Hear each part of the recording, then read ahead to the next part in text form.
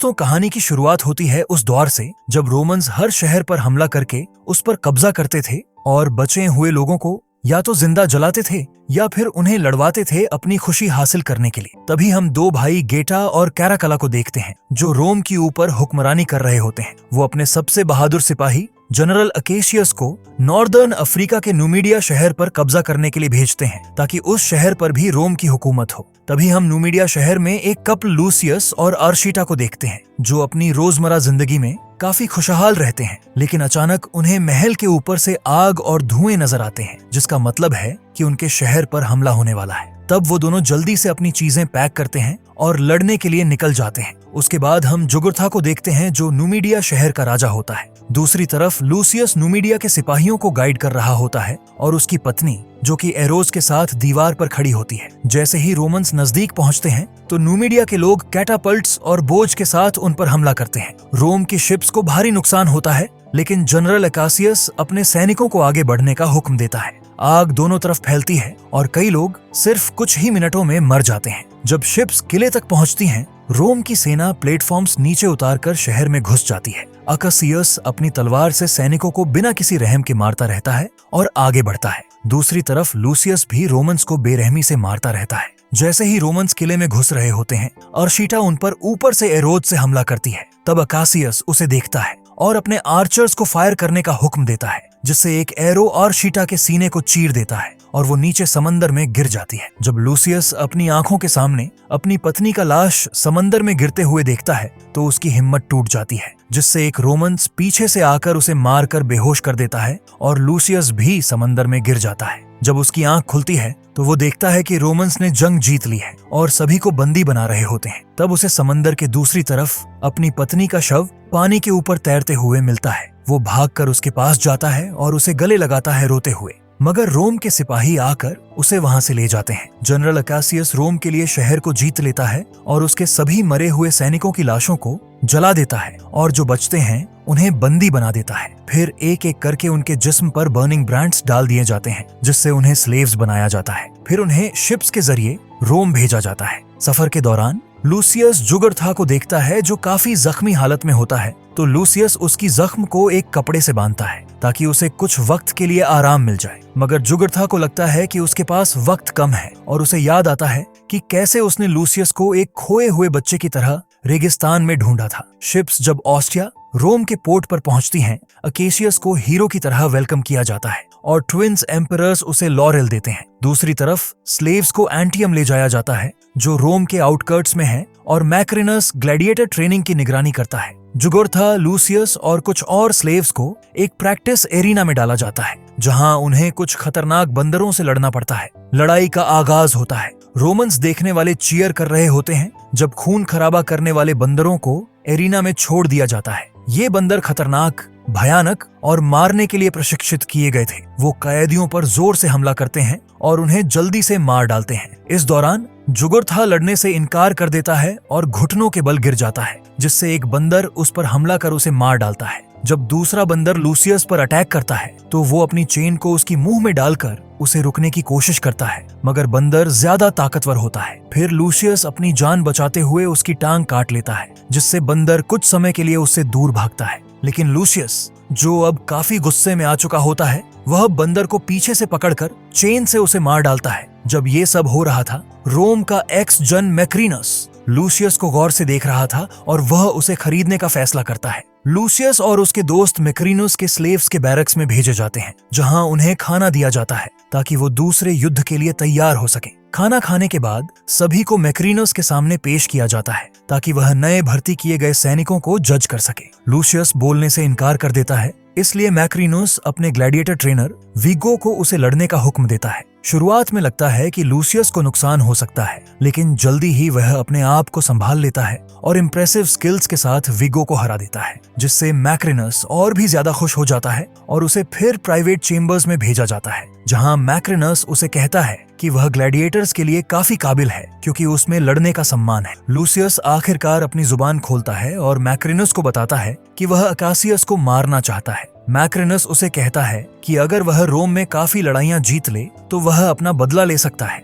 इस दौरान अकासियस अपनी पत्नी लुसीला के साथ मिलता है, जो पुराने सम्राट की बेटी है। अकासियस अपनी थकान और ट्विंस के जुल्म से परेशान है, इसलिए वह और लुसीला प्लान बनाते हैं ताकि वह सम्राटों के खिलाफ बगावत शुरू कर सकें और रोम को फिर से सही हकदार के हाथों में दे सकें। कुछ दिनों बाद मैक्रिनस लूसियस को सेनेटर थ्राइक्स के एक पार्टी में ले जाता है, जहां लूसियस और थ्राइक्स के एक स्लेव को तलवारों के साथ लड़ने के लिए कहा जाता है। पहले लूसियस मारने से इनकार करता है और दूसरे आदमी पर फर्नीचर और जो भी चीज उसे मिलती है उससे हमला करता है। लेकिन जब दूसरा आदमी हारने के लिए तैयार नहीं होता तो लूसियस को मजबूरन उसे तलवार से मारना पड़ता है। गेटा इस बात से काफी खुश होता है और लूसियस से पूछता है कि वह कहां से है, लेकिन लूसियस उसे एक कोट के साथ जवाब देता है। खुशकिस्मती से सम्राटों को यह कविता पसंद आती है और वो लूसियस को एरिना में देखने के लिए इंतजार करते हैं। पार्टी के बाद मैक्रिनस लूसियस को डांटता है और पूछता है कि उसने सम्राटों के सामने ऐसे शब्द कहां से सीखे। लूसियस जवाब देता है कि उसके शहर में एक रोमन्स कैदी था जिससे उसने कुछ कहानियां सुनी थी, लेकिन मैक्रिनस उसकी बात नहीं मानता और वहां से चला जाता है। रात के वक्त एक छुपी हुई चेम्बर में लुसीला और अकासियस कुछ सींटर्स के साथ मिलकर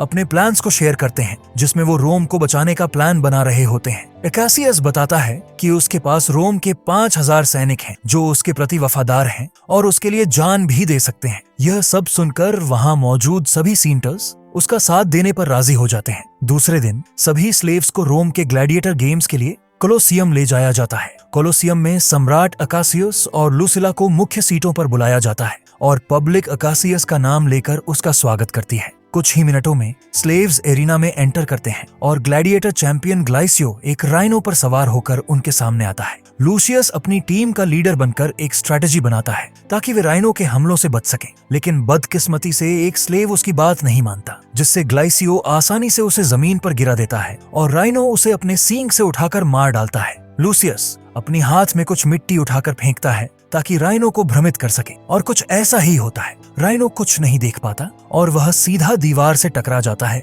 जिससे उसके सींग टूट जाते हैं और ग्लाइसो नीचे गिर जाता है। फिर दोनों के बीच एक खतरनाक लड़ाई शुरू हो जाती है। जब ग्लाइसियो लूसियस को गिरा देता है, काराकाला कहता है कि ग्लाइसियो लूसियस को मार दे, मगर ऐन वक्त पर बाजी पलट जाती है और लूसियस अपनी तलवार से ग्लाइसियो के सीने में घुसेड़ देता है और फिर उसके सिर को 2 तलवारों से काट देता है। ग्लैडिएटर्स के क्वार्टर में डॉक्टर रावी लूसियस के जख्मों का इलाज करता है। लड़ाई के बाद लुसीला अपने प्राइवेट चेम्बर्स में जाती है और आज जो कुछ भी देखा था उन सभी क्लूज को जोड़ती है। उस कोट और लूसियस की पहनी हुई मिट्टी से यह कंफर्म हो जाता है कि लूसियस उसका बेटा है, जिसका पिता एक ग्लैडिएटर हुआ करता था। जब लूसियस बच्चा था वह तख्त का इकलौता हकदार था, इसलिए लुसीला ने उसे बचाने के लिए दूर भेज दिया ताकि उसे उन लोगों से बचाया जा सके जो उसे ताकत के लिए मारना चाहते थे। लुसीला आंसू बहाती है जब उसे पता चलता है कि उसका प्यारा बेटा वापस आ गया है और वह मैक्रिनस को खाना शेयर करने के लिए बुलाती है, जहां वह मैक्रिनस से स्लेव्स के बारे में पूछती है और उसे यह पूछती है कि उन्हें वह योद्धा कहाँ मिला। मैक्रिनस उसे बताता है कि युद्ध में जो बच्चे होते हैं उनमें से ही वह उन्हें निकाल कर तैयार करता है और वह यह भी समझ जाता है कि लुसीला कुछ छुपा रही है, क्योंकि वह लूसियस का नाम सुनकर उसके चेहरे पर मुस्कान आती है। तब मैक्रिनस को अफवाहों से पता चलता है कि लुसीला का एक बेटा था जो बचपन में गायब हो गया था। अफवाहें उसे यह भी बताती हैं कि लूसियस अकासियस का बेटा नहीं है, बल्कि वह लुसीला के पहले पति का बेटा है, क्योंकि अकासियस मर्दों के साथ वक्त बिताना पसंद करते थे। यह जानकारी मैक्रिनस को मदद करती है ताकि वह चीजों को समझना शुरू कर सके। शाम को लुसीला एक छुपे हुए सुरंग से भागकर अपने सींटर दोस्त से मिलती है, जो उसे ग्लैडिएटर्स के सेल्स में ले जाता है, जहां सभी स्लेव्स जेल में कैद होते हैं। वह लूसियस के जेल में जाती है और उसे सवाल करने लगती है। तब वह उससे कहता है कि वह उसका बेटा है, लेकिन लूसियस इस बात से इनकार करता है कि उसकी कोई मां नहीं है, वह बचपन से ही लावारिस था। लुसीला उसे अपने आप को समझाने की कोशिश करती है, लेकिन लूसियस गुस्से में चिल्लाता है और उसे बाहर जाने को कहता है। जब लुसीला घर वापस आती है तो वह सारी बातें अकासियस को बताती है कि उसका बेटा जिंदा है और उससे मदद की गुजारिश करती है, जिस पर अकासियस उसे मदद करने के लिए हाँ कहता है, लेकिन उन्हें नहीं पता होता कि एक नौकरानी उनकी बातें सुन रही होती है। अगले दिन लूसियस अपने दोस्तों के साथ ट्रेनिंग कर रहा होता है और चाकू चलाते हैं, क्योंकि अगली ग्लैडिएटर फाइट शिप्स पर होगी। लेकिन वीगो अब भी नाराज है और सभी को वहां से जाने के लिए कहता है, सिवाय लूसियस के, और उसे आदेश देता है कि अब तुम अकेले चाकू चलाओ, हम भी देखेंगे तुम में कितनी गर्मी है। पूरे दिन चाकू चलाते हुए लूसियस के हाथ जलने लगते हैं, इसलिए रावी उनका ख्याल रखता है और अपनी कहानी सुनाता है। रावी एक आजाद शख्स है और अपने वतन वापस जा सकता था, लेकिन उसने एक औरत से मिलने के बाद अपनी नई जिंदगी रोम में शुरू कर ली थी। अगले दिन की लड़ाई शुरू होती है और जहां एरिना को पानी से भर दिया जाता है और उस पानी में कुछ खतरनाक शार्क्स भी छोड़ दिए जाते हैं ताकि जो भी भागने की कोशिश करेगा उसे शार्क्स जिंदा खा जाएं। जल्दी ही लड़ाई शुरू होती है और दुश्मन अपने फ्लेमिंग एरोस से हमला करते हैं, जिससे कुछ स्लेव्स जख्मी होकर पानी में गिर जाते हैं और शार्क्स का शिकार बन जाते हैं। लूसियस अपनी टीम को कहता है कि रॉइंग करते रहो, और जब वे दूसरी शिप के करीब पहुंचते हैं तो वे उनके ओर्स तोड़ देते हैं। तब दुश्मन और एरोस चलाते हैं, जिससे कुछ और लोग भी मर जाते हैं, लेकिन यह लूसियस के लोगों को रॉइंग करने से नहीं रोकता। जब उनके दुश्मन के पास ओर्स नहीं होते तो लूसियस की शिप आगे बढ़ जाती है और दूसरी शिप को तोड़कर उसे दीवार से टकरा देती है। फिर लूसियस और उसके लोग दुश्मन की नाव पर चढ़कर उन्हें एक एक करके मारना शुरू कर देते हैं। जब टूटी हुई शिप दीवार के पास धकेलती है और लूसियस मुख्य सीटों के पास पहुंच जाता है, वह एक क्रॉसबो उठाता है और अकासियस को मारने के लिए शूट करता है, लेकिन एक फाइटर उसे आखिरी पल में धक्का देता है और वह मिस कर जाता है। एरो ट्विंस के बीच लग जाती है, जो समझते हैं कि यह एक पर्सनल अटैक था। लड़ाई के बाद स्लेव्स फिर से लूसियस का नाम लेकर उन्हें चीयर करते हैं। विग्गो आता है और लूसियस को क्रॉसबो ट्रिक के लिए दांतता है, लेकिन लूसियस कहता है कि विग्गो को खुशी होनी चाहिए क्योंकि एरो उसके लिए नहीं था। शाम को जब लुसिला की बातों पर अमाल करके अकासियस अपने सिपाहियों के साथ चुपचाप लूसियस को बचाने के लिए जाता है,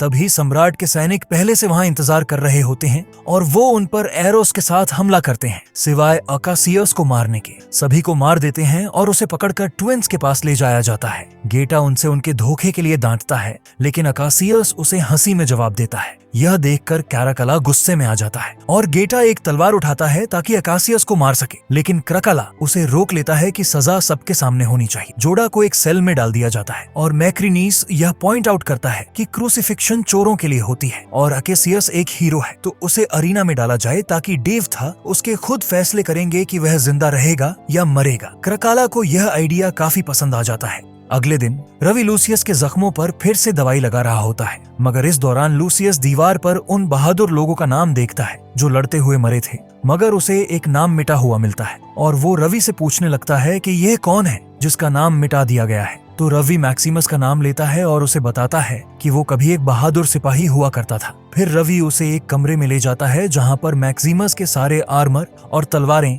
अब भी अच्छी हालत में रखी होती हैं। दूसरी तरफ अकेसियस को एरिना में डाला जाता है जहां उसे 5 रोमन सिपाहियों से लड़ना पड़ता है। वो सभी को मारने में कामयाब हो जाता है, लेकिन उसे भी कुछ चोट लग जाती है। तभी लूसियस को एरिना में भेजा जाता है ताकि वो अकासियस के साथ मुकाबला कर सके। दोनों सोल्जर्स जबरदस्त फाइटर्स हैं और लड़ाई काफी देर तक चलती है, बिना किसी ऐसे इंडिकेशन के कि यह जल्दी खत्म होगा। आखिरकार अकेसियस थक जाता है, इसलिए वह लूसियस को बताता है कि उसे उसकी असलियत पता है और अपनी तलवारें गिरा देता है। फिर अपना हाथ उठाकर सरेंडर करने के लिए कहता है। क्रकाला तुरंत अपनी उंगली नीचे कर देता है, लेकिन जब लूसियस अपनी तलवार उठाता है, अकेसियस उसे समझाता है कि वह सच में लूसिला से प्यार करता है और मैक्सिमस के लिए वह जान दे सकता था। यह सुनकर लूसियस भी अपनी तलवार गिरा देता है और सम्राट गुस्से में आ जाते हैं, तो वे आर्चर्स को मारने का आदेश देते हैं। एरो तुरंत अकासियस को मार डालते हैं और लूसियस क्राउड से पूछता है कि क्या यह है वो तरीका जिससे रोम अपने हीरोज को ट्रीट करता है, क्योंकि अगर यही है तो अब नागरिकों को भी और बुरे तरीके से ट्रीट किया जाना चाहिए।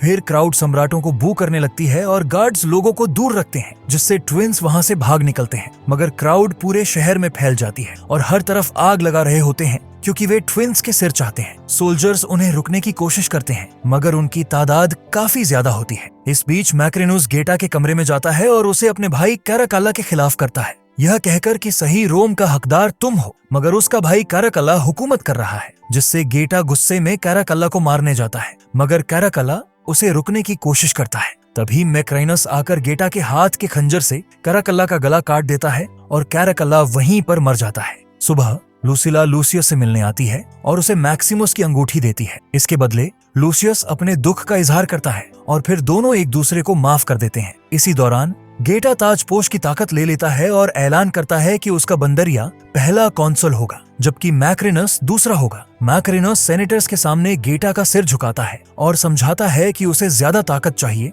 ताकि वह उनके गवर्नमेंट को प्रोटेक्ट कर सके। इसीलिए वे वोट करते हैं और उसे प्रेटोरियन गार्ड का लीडर बना देते हैं। उसके बाद मैक्रिनस लुसिला से मिलने जाता है और उसे बताता है कि वह उसके पिता के समय में एक बार कैद हुआ था और अब वह अपनी यह ताकत इस्तेमाल करना चाहता है ताकि वह खुद को सम्राट बना सके और साम्राज्य रक्त रेखा को खत्म कर सके। इसी वक्त लूसियस रावी को अंगूठी देकर कहता है कि वह इसे अकासियस की सेना के पास ऑस्ट्रिया ले जाए। जाने से पहले रावी लूसियस को सेल के चाबी दे देता है। अगले दिन रावी को कुछ गार्ड से बचकर जाना पड़ता है ताकि वह जनरल से मिल सके। जब वह जनरल को अंगूठी देता है तो जनरल उससे पूछता है कि यह तुम्हें कहां से मिला। तो रावी कहता है यह लूसियस प्रिंस ऑफ रोम की तरफ से भेजा गया है, जिससे जनरल अपने सिपाहियों के साथ निकल जाता है रोम की तरफ। कैद खाने में विगो ऐलान करता है कि यह लूसियस का आखिरी फाइट होगा और उसे वुडन सोर्ड ऑफ फ्रीडम दिखाता है जो वह जीत सकता है अगर वह अपनी माँ की हिफाजत करे। अचानक लूसियस अपना सेल का दरवाजा खोलता है और वीगो को मारकर नीचे गिरा देता है